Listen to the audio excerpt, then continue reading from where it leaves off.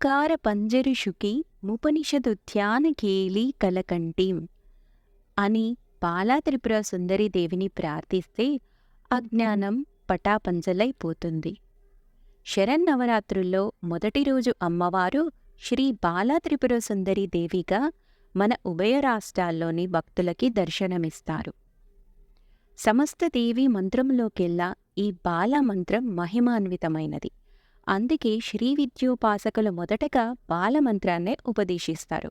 మహాత్రిపుర సుందరీదేవి నిత్యం కొలువుండే శ్రీచక్రంలోని మొదటి ఆమ్నాయంలో ఉండే తొలి దేవత శ్రీ బాలాదేవి. అందుకని బాలాదేవి అనుగ్రహం పొందితే ఆ మహాత్రిపుర సుందరీదేవి అనుగ్రహం సులభంగా పొందగలం అని మొదటగా మనం శ్రీ బాలా త్రిపుర సుందరీదేవికి పూజ చేసుకుంటాం. అదేవిధంగా ఈరోజు కుమారి పూజ కూడా చేసుకోవడం ఒక ఆనవాయితీ. కుమారి పూజ అంటే 8 సంవత్సరాలలోపు బాలికలను సాక్షాత్తు అమ్మవారి స్వరూపంగా భావించి పూజించి వారి ఆశీర్వాదం అనేది తీసుకోవడం సాంప్రదాయం. అదేవిధంగా ఈరోజు అమ్మవారిని గులాబీ రంగు వస్త్రంతో అలంకరించి గులాబీ పూలతో, విరజాజులతో, మల్లెలతో అమ్మవారికి అలంకరించుకోవాలి. అదేవిధంగా ఈరోజు అమ్మవారికి ఇష్టమైన ప్రసాదం క్షీరాన్నం, పరమాన్నం నివేదించాలి. ఆ బాలా త్రిపుర సుందరీదేవి అనుగ్రహం మనందరిపైన ఉండాలని మనస్ఫూర్తిగా కోరుకుంటూ ఓం శ్రీ మాత్రే నమః.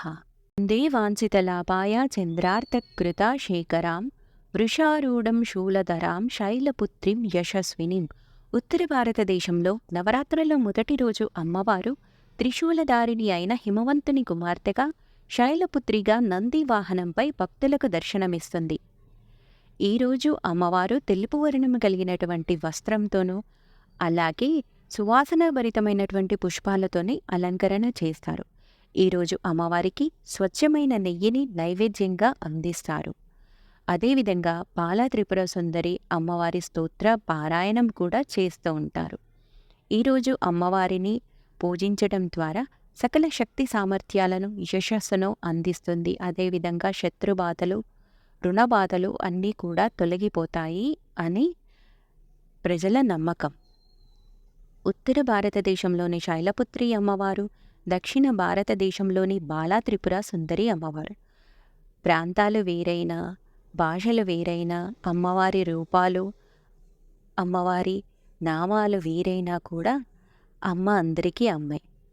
ఎటువంటి ఆటంకాలు కలగకుండా నవరాత్రుల్లోని మొదటి రోజు అమ్మవారిని పూజ మీ అందరూ జరుపుకోవాలని, ఆ అమ్మవారి చల్లని చూపులు మనందరిపైన ఎల్లవేళలా ఉండాలని కోరుకుంటూ ఓం శ్రీ మాత్రే నమః.